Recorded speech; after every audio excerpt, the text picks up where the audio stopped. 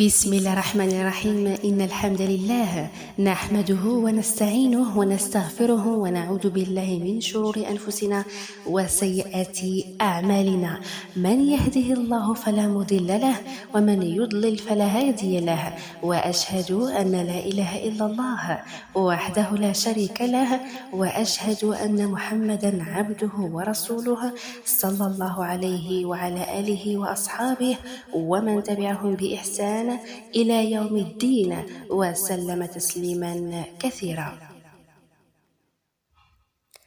مرحبا بكم متابعين قناة أسماء بحسي، قناة دينية هادفة وراقية. في هذا المقطع سنقدم لكم سبب نزول سورة الكافرون.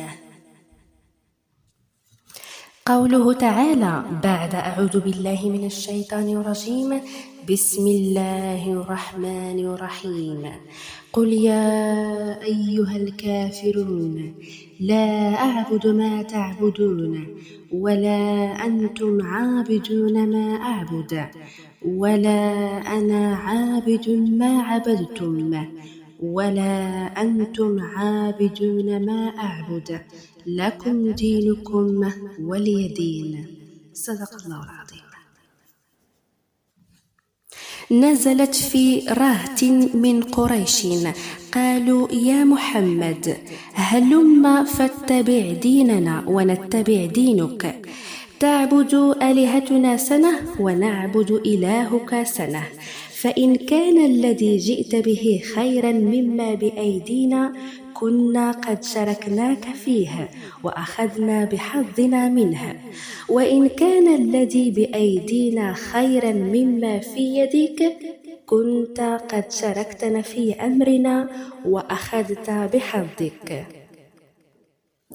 فقال: معاذ الله أن أشرك به غيره، فأنزل الله تعالى سورة الكافرون كاملة. فغدا رسول الله صلى الله عليه وسلم إلى المسجد الحرام وفيه الملأ من قريش، فقرأها عليهم حتى فرغ من السورة، فأيسوا منه عند ذلك.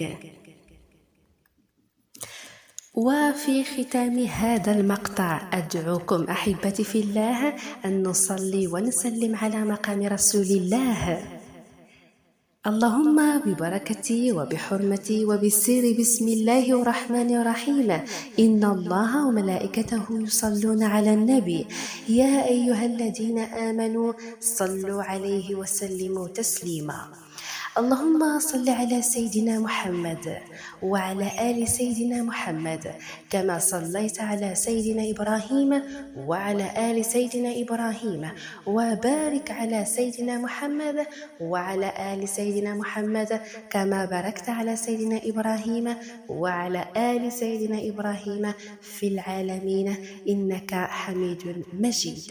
سبحان ربك رب العزة عما يصفون، وسلام على المرسلين، والحمد لله رب العالمين.